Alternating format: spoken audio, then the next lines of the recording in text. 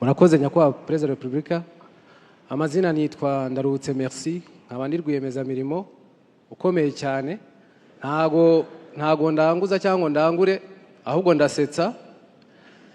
Nizi ikoranabuhanga ariko ntunzwe n'urwenya, mwamuhaye amashyi.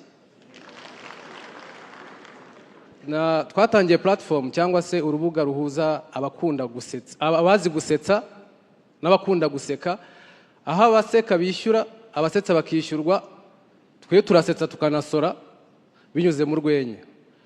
Nyakubahwa Perezida wa Repubulika, muri urwo rugendo, iyo ndi gushaka talents cyangwa se abanyempano, njya mu bigo by'amashuri nka creating comedy clubs kugira ngo nibasoza kwiga bazajoining main comedy yitwa Gens Comedy Show.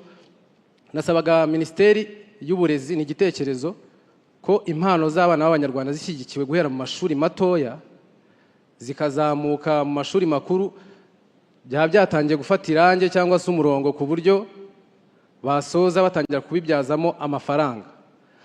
Ndashimira First Lady kuri gahunda ya Rwanda ubuhanzi ko niyo nazamukiyemo birangira mfite iyo platform, na gahunda ya Ministeri y'Urubyiruko ya Art Connect.